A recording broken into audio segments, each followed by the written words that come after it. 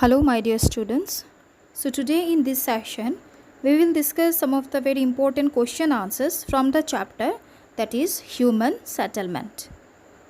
All of you note it down all these important points.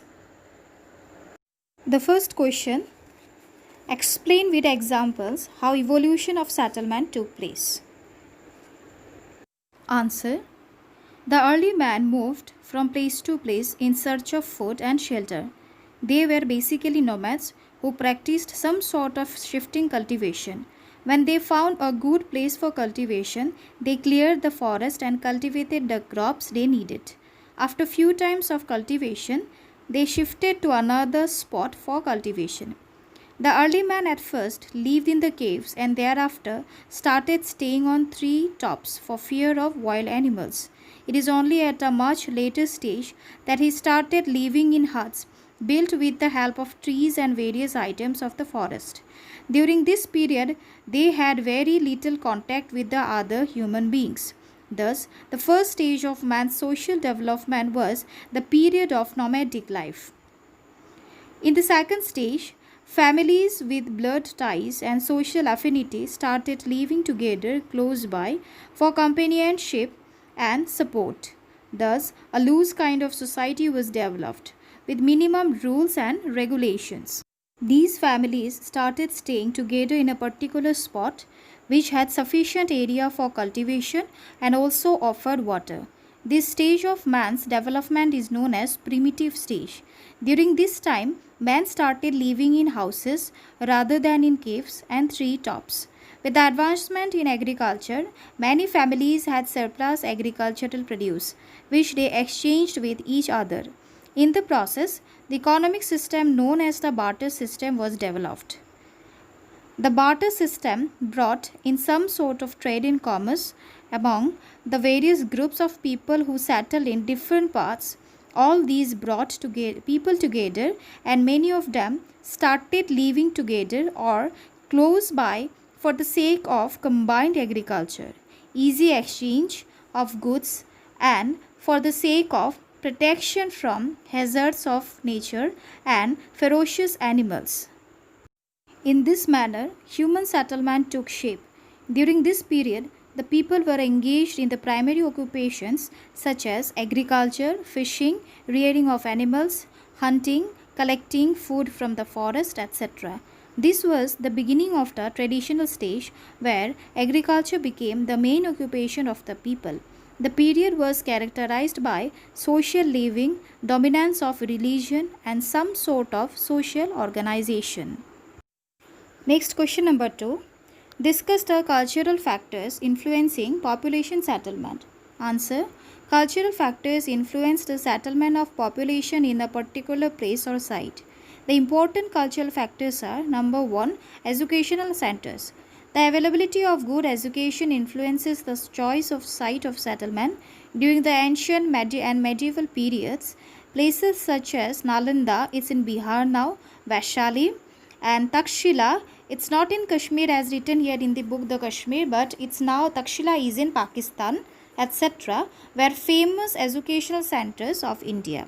But today, places such as Varanasi, Aligarh, Delhi, Shantiniketan, Guwahati, etc., are noted modern educational towns of India. Cambridge, Oxford, Harvard universities are major educational centers of England. These educational centers have high settlement.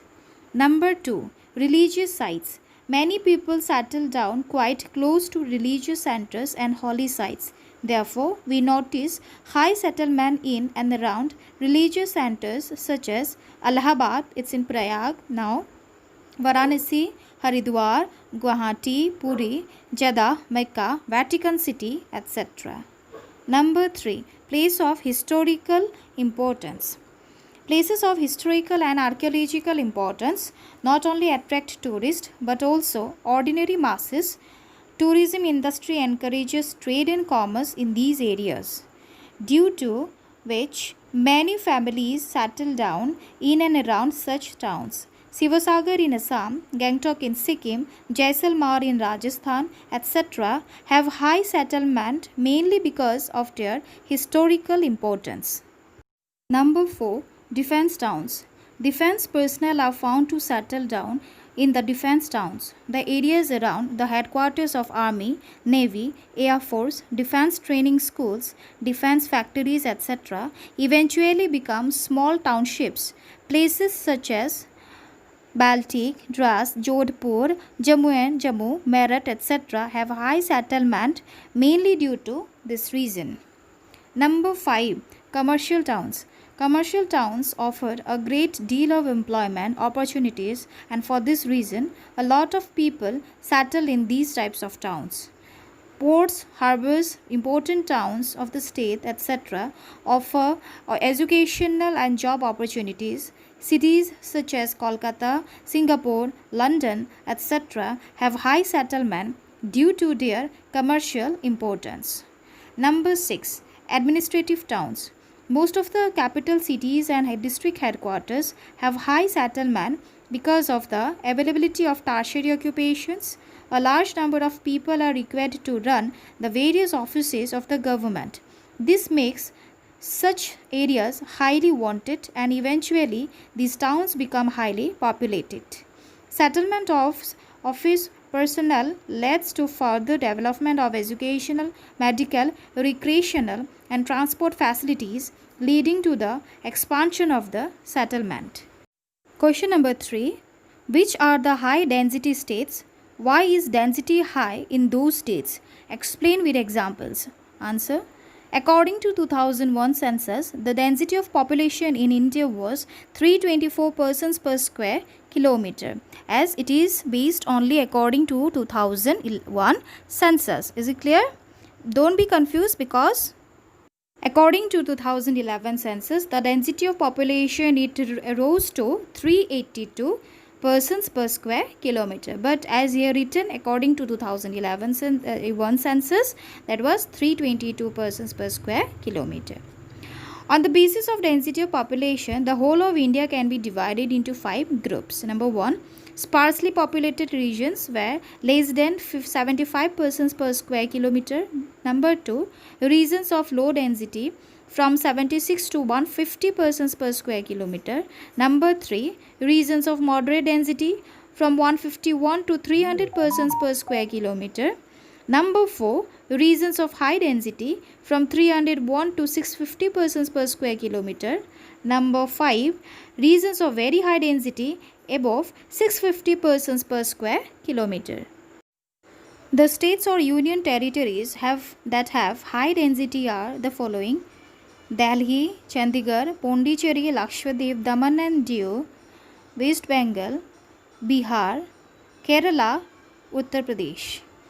In case of Delhi and Chandigarh, internal migration of people in search of jobs is a major factor responsible for the high population. While Delhi is the national capital, Chandigarh is the capital of 2 states. Both have limited land area, and so the density is high. States like West Bengal, Bihar, Uttar Pradesh, etc. have high density of population due to high population which is caused by factors such as illiteracy, economic poverty, lack of educational and employment opportunities for women, social custom to keep women within the homes, desire for a male child, certain social and religious customs, etc. Kerala has high density of population mainly because of the small size of the state and high concentration of people.